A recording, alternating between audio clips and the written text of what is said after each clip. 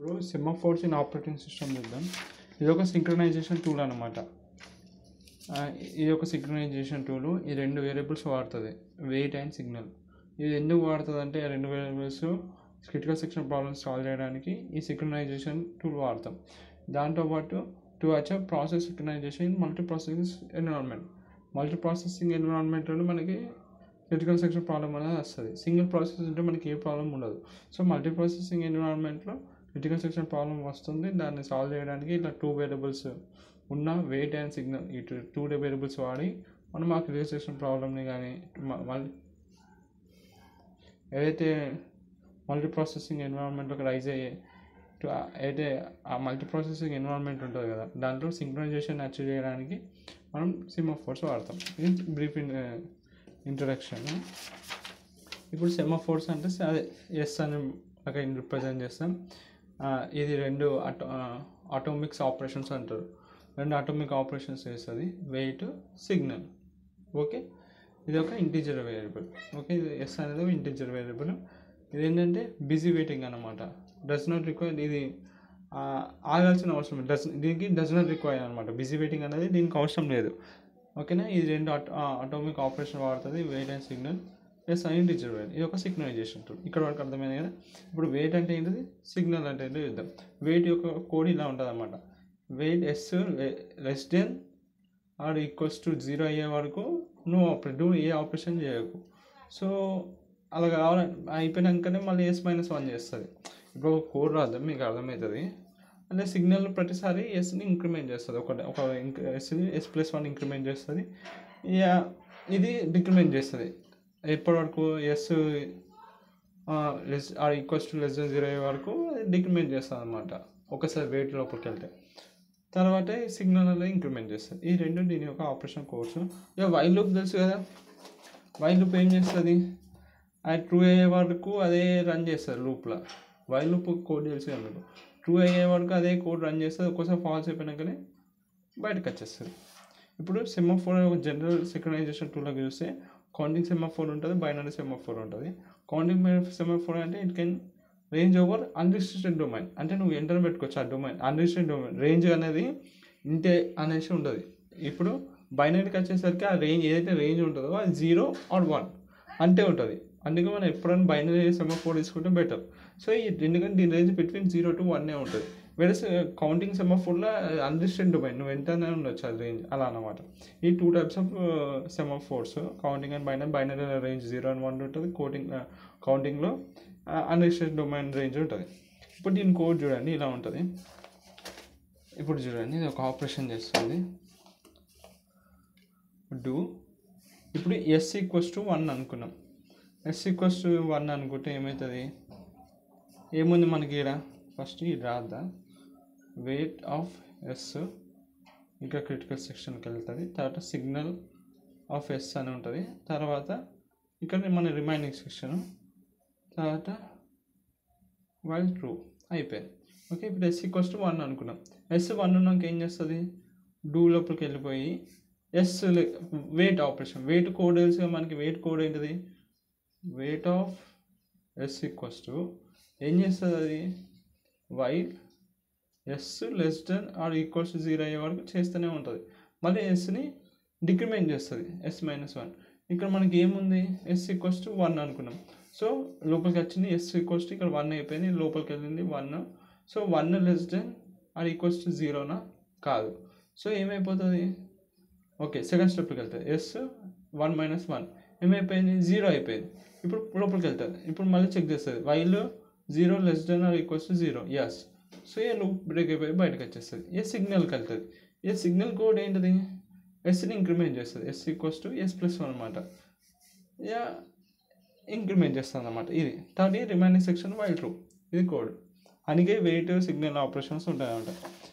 ఇది ఏం చేస్తుంది, we have to make execute program consistent. To maintain that మనం ప్రైమరీ కూడా ఏంటిది, ప్రోగ్రామ్ని కన్సిస్టెంట్లో రన్ చేయాలి, ఎగ్జిక్యూట్ చేయాలి. సో దాన్ని మెయింటైన్ చేయడానికి మనం ఈ సెమాఫోర్ స్టేట్స్ వాడుతున్నాం, వెయిట్ అండ్ సిగ్నల్స్. ఇప్పుడు వెయిట్ వాడడం వల్ల ఇట్లా ప్రతిసారి డిక్రిమెంట్ అవుతుంది చెప్పినా కదా. S=1 అయినప్పుడు S0 less equal 0 less than 0 అయినా అంటే ఎస్ అయిపోయాక అప్పుడు క్రిటికల్ సెక్షన్ ప్రాబ్లంలోకి వెళ్తుంది. ఆ క్రిటికల్ సెక్షన్ ప్రాబ్లం నుంచి అయిపోయాక బయటకు వచ్చేసి సిగ్నల్ ఇంక్రిమెంట్ అవుతుంది. ఇక్కడ సిగ్నల్ ఈక్వల్స్ S+1 అన్నాం కాబట్టి ఇంక్రిమెంట్ అయ్యి రిమైనర్ సెక్షన్కి బయటకు వచ్చేస్తుంది. సో ఇక్కడ వెయిట్ చేస్తుంది అనమాట. వెయిటింగ్ పీరియడ్ ఉంటే అలా వెయిట్ చేసి ఆ వెయిటింగ్ వేరియబుల్ లోపల ఏమవుతుంది, ఎస్ అనేది సిగ్నల్ డిక్రిమెంట్ అవుతుంది. అంతసేపు వెయిట్ చేసి ఆ డిక్రిమెంట్ అయినాక క్రిటికల్ సెక్షన్లోకి వెళ్తుంది. సో ఇలా రన్ అవుతుంది అనమాట సెమాఫోర్ కోడ్.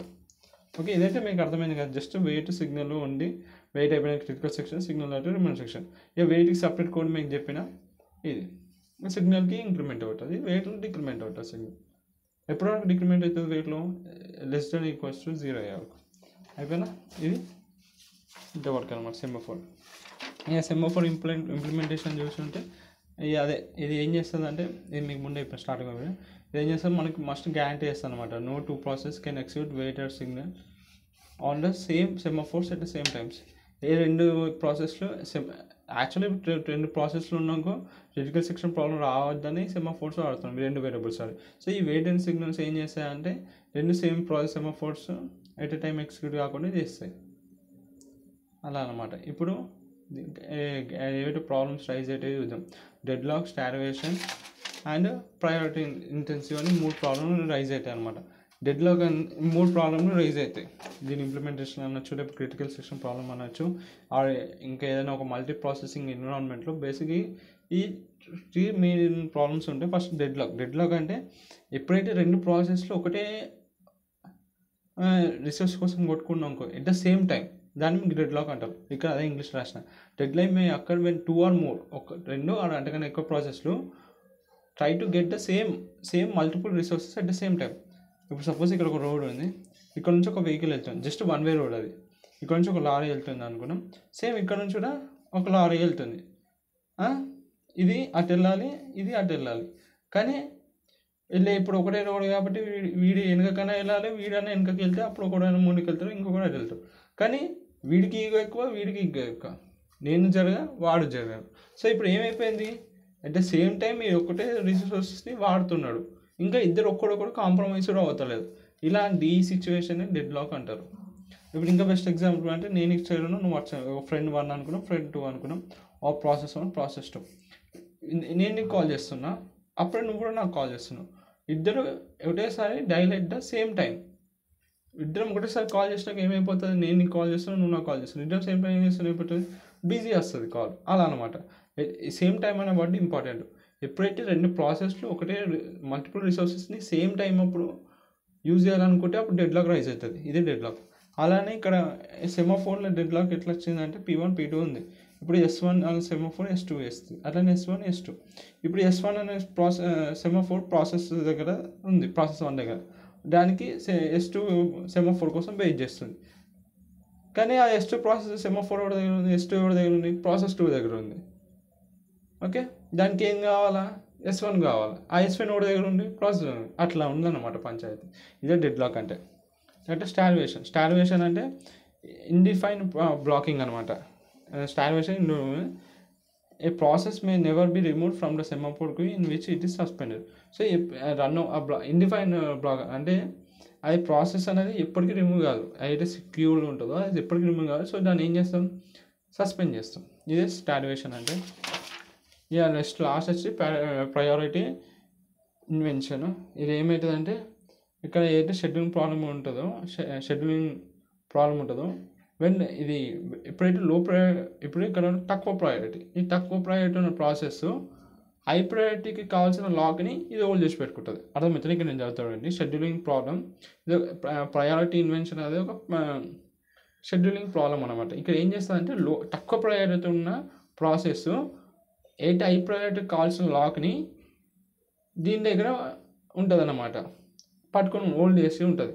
దీనివల్ల ప్రయారిటీ ఇన్వెన్షన్ వస్తుంది. దీన్ని మనము ప్రయారిటీ ఇన్హెరిటెన్స్ ప్రోటోకాల్ వాడి సాల్వ్ చేయొచ్చు. ఇక ఇంగ్లీష్ చదువుతున్నాను. షెడ్యూలింగ్ ప్రాబ్లం వెన్ లో ప్రయారిటీకి వచ్చాడు, తక్కువ ప్రయారిటీ ఉన్న process, low priority process holds అంట. ఏం హోల్డ్ చేస్తుంది, లాక్ హోల్డ్ చేస్తుంది.